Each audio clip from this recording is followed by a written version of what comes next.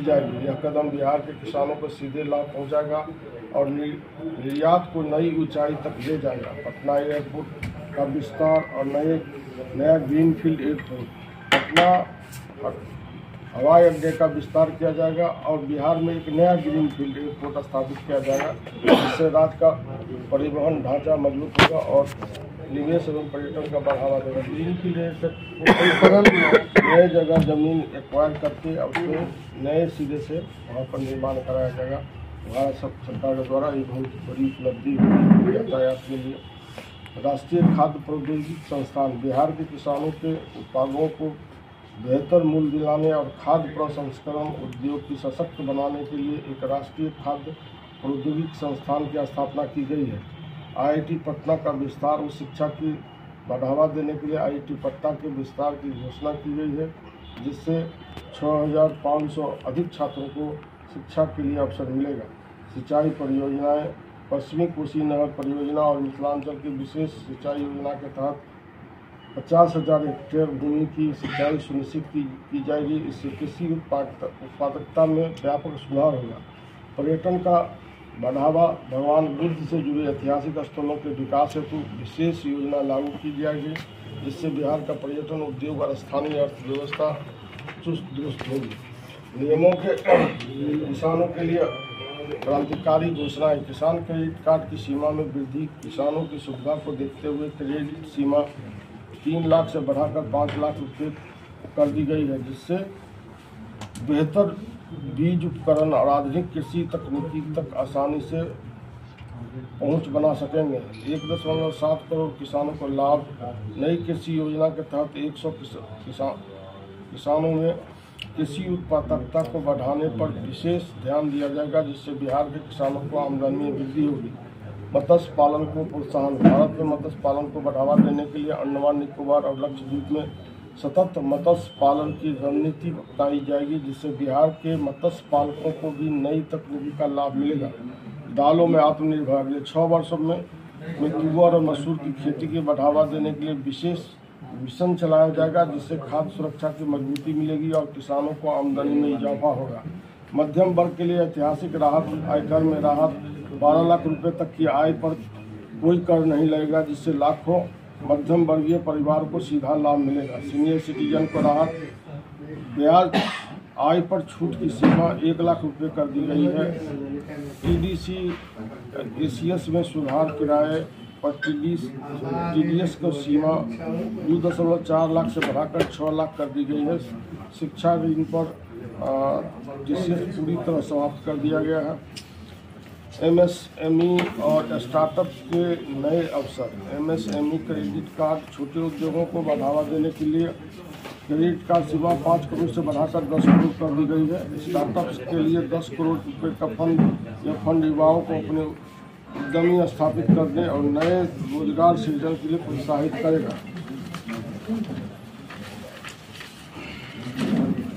MSME credit card. छोटे उद्योगों को आसान ऋण सुविधा उपलब्ध कराने के लिए MSME क्रेडिट कार्ड योजना की घोषणा की गई है। बुनियादी ढांचे और आवास विकास में क्रांतिकारी कदम। शहरी चैलेंज फंड। भारत के शहरों को आर्थिक केंद्र बनाने के लिए 1 लाख रुपए के फंड की घोषणा की गई है। रुचिकर पूंजीगत व्यय। राज्यों के 1.5 करोड़ का ब्याज मुक्त ऋण और सुधार प्रोत्साहन दिए जाएंगे। किफायती आवास। 2026 तक 40,000 अतिरिक्त आवास इकाइयों का निर्माण किया जाएगा, जिससे मध्यम वर्ग को सस्ती और बेहतर आवासीय सुविधा मिलेगी। समावेशी और आत्मनिर्भर भारत की दिशा में ठोस कदम। परमाणु ऊर्जा में आत्मनिर्भर वर्ष 2047 तक 100 मेगावाट परमाणु ऊर्जा उत्पादन का लक्ष्य निर्धारित किया गया है। भारत के लिए ही नहीं, हर राज्य के गरीबों के अनुरूप भारत सरकार खरा उतरने का काम इस बजट में की है। इससे पूरे भारत में आम जनताओं की काफ़ी लाभ होगी। यहाँ तक कि हमारे जो मिथिलांचल में है, आदरणीय हमारे प्रधानमंत्री, हमारे वित्त मंत्री श्रीमती निर्मला सीतारमण ने बिहार की मान सम्मान और मिथिला की मान सम्मान बढ़ाने के लिए जो हमारे मधुबनी पेंटिंग कलाकार है श्रीमती दुलारी देवी जी, जो उनको साड़ी भेंट किए थे, वही साड़ी उन्होंने बजट में पहन करके और मिथिला के मान सम्मान, बिहार के मान सम्मान बढ़ाने का काम किया। इसके लिए मैं आदरणीय वित्त मंत्री सीतारमण जी को मिथिला वासियों की तरफ से, बिहार वासियों की तरफ से मैं उनको धन्यवाद देता हूँ, आभार प्रकट करता हूँ। और जिस तरह को उन्होंने इस बार बजट पेश की है, बिहार के लिए विशेष बजट है और बिहार के आम नागरिकों और जो हमारे आदरणीय नेता नीतीश कुमार जी का जो सपना था, जो मंशा था, उस पर खरा उतरने का काम भारत सरकार ने की है। बिहार सरकार की जो इच्छा थी, जिस तरह से शिक्षा के क्षेत्र में हो, जिस तरह से एयरपोर्ट के क्षेत्र में हो, किसानों के क्षेत्र में हो, तो जो आदरणीय हमारे मुख्यमंत्री जी का सपना था वह बजट में इस बार बजट में पेश करने का काम किया गया। आदरणीय वित्त मंत्री सीतारमण जी जी ने और हमारे आदरणीय प्रधानमंत्री जी ने सब मिलकर जिस तरह से इस बार का जो बजट पेश किया, ये बहुत ही योग है बिहार के लिए, बहुत ही प्रशंसनीय है। इसलिए बिहार की ओर से, बिहार की सरकार की ओर से, एनडीए की ओर से मैं भारत सरकार के मुख्यमंत्री को धन्यवाद देता हूँ, प्रधानमंत्री जी को धन्यवाद देता हूँ, आभार प्रकट करता हूँ।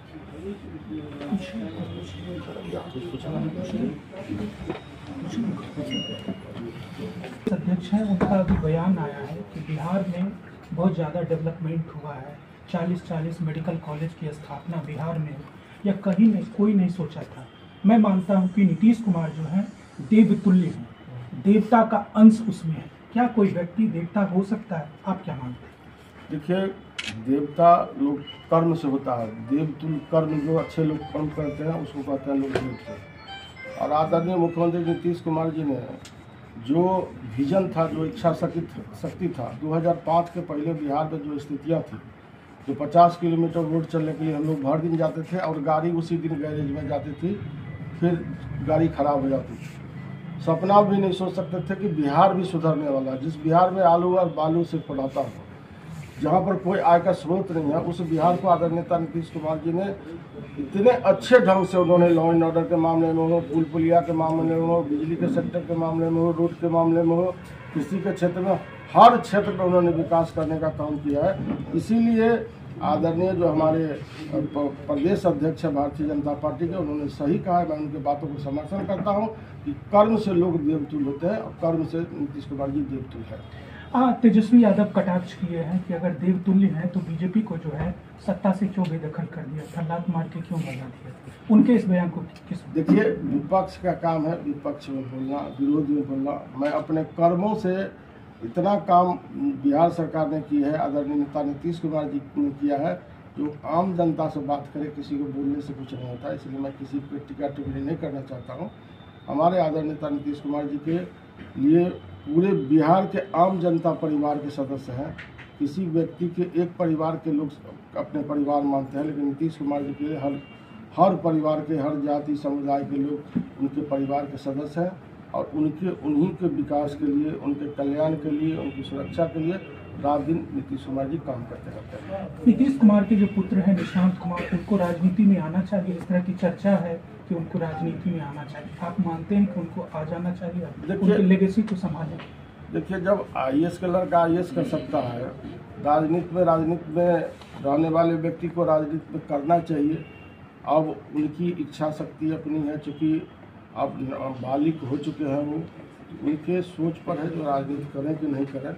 लेकिन स्वाभाविक बात है, जो जिस संसर्ग में रहते हैं, किसान के लोग भी, किसान के परिवार में भी अच्छे किसान होते हैं, उनके बच्चे पढ़ाई में यदि तेज होते हैं, सर्विस में रहते हैं, सेवा में रहते हैं, तो सेवा भावना से, राजनीति में भी सेवा भावना से लोग आते हैं। तो मैं समझता हूँ आदरणीय नेता नीतीश कुमार जी जिस तरह से कोई सपना में नहीं सोच सकता था कि बिहार के इस तरह से विकास करें, उनके पुत्र हैं तो कहीं न कहीं उनका खून है। तो मैं समझता हूँ उनमें भी वो सारे के सारे गुण हैं और उन पर इच्छा शक्ति है, जो काम करे कि नहीं करे, राजनीति में आए कि नहीं आए, मैं इसमें कुछ कहना उचित नहीं। लास्ट सवाल, एनडीए जो है जिला स्तर पर जो है प्रेस मतलब मीटिंग किया, उससे क्या कंक्लूजन निकला है? क्या लगता है कि आने वाले चुनाव में आप लोग को चुनौती विपक्ष देगा या फिर आसानी से आपकी जीत हो जाएगी? बिहार में एनडीए जिस तरह से इंटैक्ट है, मैं समझता हूँ कि कोई चुनौती के सवाल ही नहीं है। बिहार में हम लोग भारी मतों के अंतर से चुनाव जीतेंगे। आने वाले चुनाव में आदरणीय नेता नीतीश कुमार जी के नेतृत्व में, चूँकि नीतीश कुमार जी ने जिस तरह से बिहार में विकास करने का काम किया है, निस्वार्थ भाव से, ईमानदारी से, कोई माई का लाल नीतीश कुमार जी पर आंख उठा कर नहीं कर सकता है कि नीतीश कुमार जी ने ये किया क्या। अभी भी देखिए सारे के सारे मंत्री जो अपनी संपत्ति की घोषणा की है, माननीय मुख्यमंत्री जी के सभी मिला करके भी 1 लाख रुपया उनके अकाउंट खाता में मिले। तो ऐसे महापुरुष कहाँ से मिले? तो इसीलिए मैं कहता हूँ तो महापुरुष सच्चाई में है बिहार के। और बिहार के विकास के लिए उन्होंने अपना सारा चीज़ निछावर कर दिया है। राजनीति में लगे रहते हैं कि बिहार किस तरह से विकास करे।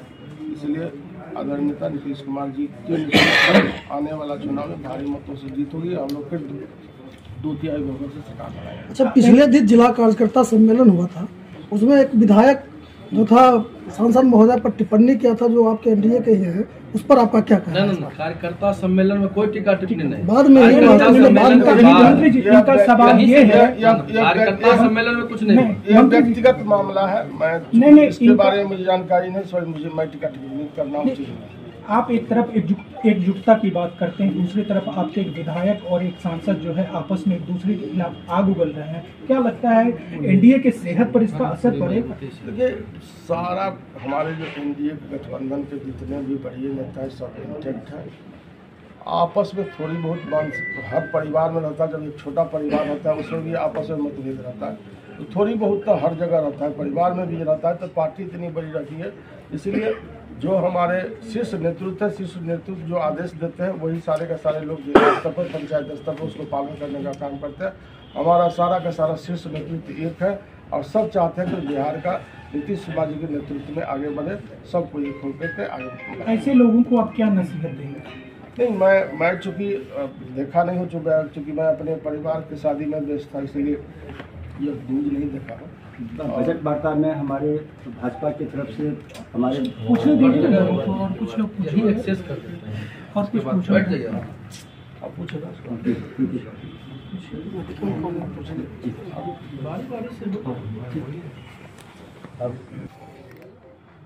बजट के बारे में बताया।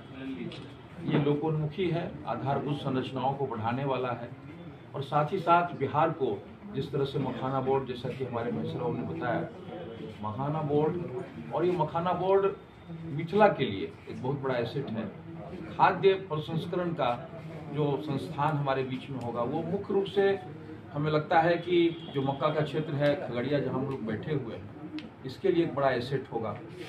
इसकी वायबिलिटी बढ़ेगी और साथ ही साथ अन्य बिंदुओं पर जैसे कि वो एयरपोर्ट के ब्राउन फील्ड के बारे में भी है, ग्रीन फील्ड भी है, उसके साथ ब्राउन फील्ड भी है जिसमें आपका मुंगेर शामिल है, बेगूसराय शामिल है, तो खगड़िया के इर्द गिर्द भी उसका बड़ा विस्तार है। इसीलिए हमें लगता है कि इस बार बिहार को बजट में प्रमुखता से स्थान दिया गया है। और विरोधियों ने तो यहाँ तक कहा कि ये बिहार का बजट है, लेकिन जिस तरह से हमारी जोड़ी माननीय प्रधानमंत्री नरेंद्र मोदी जी की और विकास पुरुष के रूप में नीतीश कुमार की जोड़ी है, वो बिहार के लिए एक वरदान है। और आने वाले दिनों में जो विकास की राह पर जो बिहार चल पड़ा है वो आने वाले दिनों में और तीव्र गति से विकास करेगा और ये जोड़ी बनी रहेगी। प्रधानमंत्री जी भागलपुर आ रहे हैं, कितना वोटर गोलबंद होगा, कितना आप लोग का जो है मतलब चुनाव में जो है क्या कहते हैं इसका लाभ? आदरणीय प्रधानमंत्री जी सिर्फ भागलपुर ही नहीं आ रहे हैं, पूरे देश का दौरा करते रहते हैं, देश के हर कोने में जाने का काम करते हैं। आदरणीय प्रधानमंत्री जी के नेतृत्व में जिस तरह से भारत की मान सम्मान पूरे विश्व में बढ़ा है, ये आदरणीय प्रधानमंत्री जी धन्यवाद के पात्र हैं। और प्रधानमंत्री जी जीरो से लेकर के जो अंतिम पायदान के लोग हैं उनसे लेकर के और बड़े बड़े उद्योगपति के भी बारे में सोचते हैं कि उद्योग धंधा जब होगा तब ये यहाँ एम्प्लॉयमेंट बढ़ेगा। इसलिए आदरणीय प्रधानमंत्री जी हर क्षेत्र में सोचते हैं और यही कुछ न कुछ बिहार को लेकर के ही आएंगे, घोषणा करेंगे। इसलिए वो सौगात लेकर के आने वाले हैं, हम लोग उनको स्वागत करेंगे। सर, उद्योग की जहाँ आप बात कर रहे हैं, खगड़िया में प्रिस्टीन मेगा फूड पार्क बेड़ा के जमीन पर लगाया गया है और वह एक गोदाम बनकर रह गया है, इस पर आपका क्या कहना है? देखिए, अब शुरुआती दौर में तो कुछ कठिनाइयाँ होती है और मैं समझता हूँ कि जिस तरह से सरकार अभी एग्रेसिव हुई है इस मामले में, रोजगार के देने के मामले में, नौकरी आज़ादी के बाद आज तक ये पहला स्टेट है बिहार जो इतनी नौकरी दी गई है। पूरे भारत में आज़ादी पर कोई स्टेट इतना नौकरी नहीं दिया है, लेकिन गरीब राज्य रहते हुए भी बिहार ने इतना नौकरी देने का काम किया नीतीश कुमार जी के नेतृत्व में। और आदरणीय प्रधानमंत्री जी दोनों मिलकर के अपने बिहार को तेज गति से, तेज रफ्तार से हर क्षेत्र में बढ़ाने का काम कर रहे हैं। वही सौगात लेकर के आदरणीय प्रधानमंत्री जी आ रहे हैं। बहुत सारी योजनाएं फिर बिहार को मिलने वाला है। मंत्री जी अपना प्रेस क्लब कल दरभंगा में उद्घाटन कर दिए। इसका भी कराएंगे, कमेटी में बना कर हम लोग कानून में संशोधन उसको कर दिए हैं। अब आसानी से उसका देख रेख, उसका मेंटेनेंस, इसलिए आप 2 साल ताला लगा हुआ है। जल्दी से वो चिट्ठी उपलब्ध करा दीजिएगा ना। चिट्ठी में उस वक्त नियम में संशोधन कर इसके चलते स्तंभ है उनकी देख रेख के लिए, उनको सुविधा के लिए यह बनाया गया था। लेकिन उससे वंचित है हम लोग, चूँकि हमारे प्रजातियों का चौथा स्तंभ है तो उसके लिए चिंतित है कि किस तरह से प्रेस क्लब का निश्चित उद्घाटन करें। आप लोगों से इसका भी सेकेंड में पूरे दरभंगा के सेकेंड में यही करेंगे। उसका पूरे बिहार में सब 1 महीना के अंदर 1 महीना में सब अगला उद्घाटन हम कर रहे हैं कि आपका ये जिला है यहाँ बंद है तो यही बनता है। प्रधानमंत्री जहाँ है वही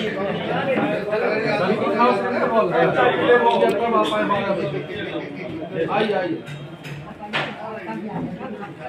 अरे कोई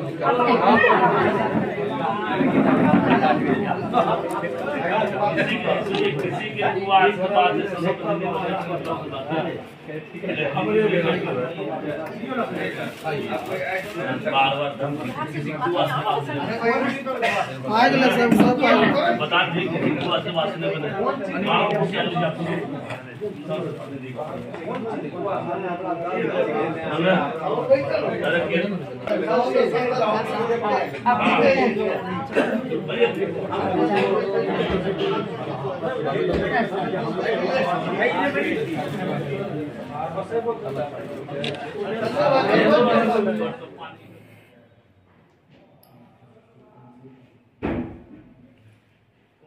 ठीक है।